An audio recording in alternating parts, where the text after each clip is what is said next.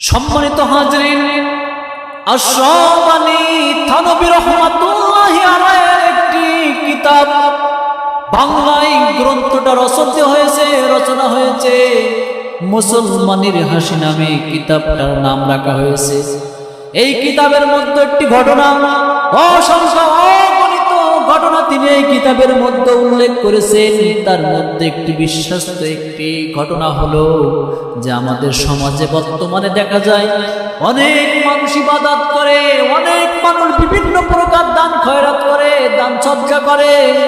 আশপাশের মানুষটি টিটকারি মারে আর বলে, এ কেমন কি শুরু করেছে।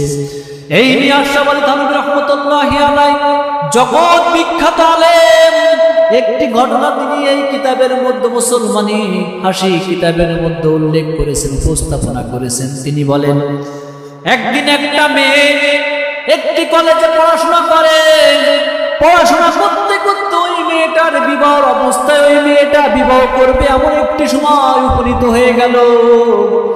আর যখন মেয়েটার বিবাহ সম্পূর্ণ কাজ শুরু হবে, তখন তার কলেজের স্কুলের যত বান্ধবীরা ছিল সমস্ত বান্ধবীরা তার বাসায় চলে আসলো।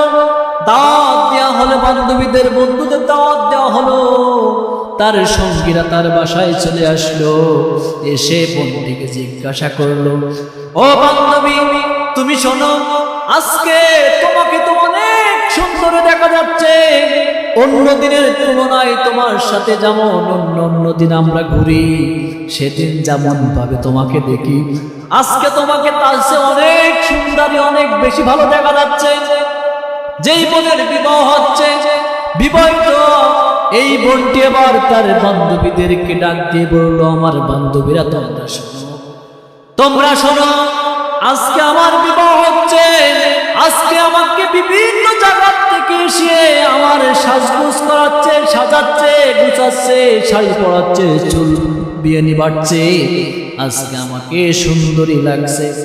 তোমরা আমাকে বলছো যে আমার সুন্দরী লাগছে, দেখতে ভালো লাগছে।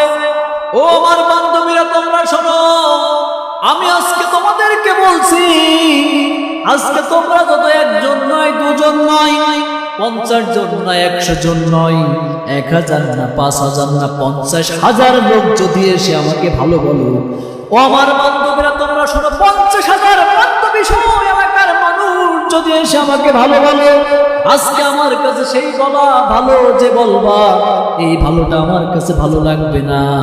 আজকে আমি যার জন্য আমার এই সুন্দর দেহটা সাজাচ্ছি, গোছাচ্ছি, এত সুন্দর করছি, আমার সেই এতদিনের আশা, এতদিনের আকাঙ্ক্ষা, আমার স্বামী যদি আমাকে সুন্দরী বলে, আমার স্বামী যদি আমাকে বলে যে দেখতে সুন্দর লাগছে, তাহলে আমি হব আজকে সবচেয়ে বেশি সুন্দরী।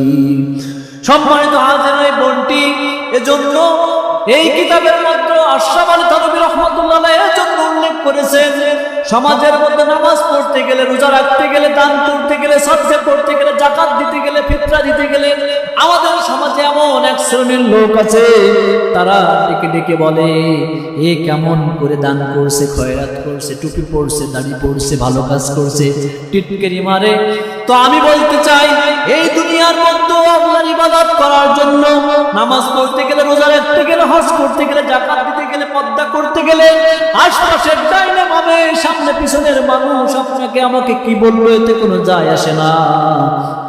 এই হজ যাকাত করার মাধ্যমে, এই আপনার মানুষকে, গরিবদেরকে দেখার মাধ্যমে, পর্দা করার মাধ্যমে, আমরা আল্লাহ রাব্বুল আলামিনের কসম করে বলছি, আল্লাহ রাব্বুল আলামিন যদি আপনাকে আমাকে পছন্দ করে ফেলে, তাহলে পৃথিবীর মানুষ আপনাকে ভালো বললো আর খারাপ বললো তাতে কোনো কিছু যায় আসে না।